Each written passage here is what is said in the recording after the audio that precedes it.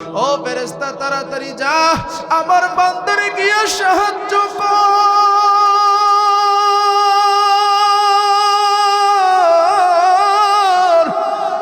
আমার বান্দারে গিয়ে সাহায্য কর, আমার বান্দারে সাহায্য কর।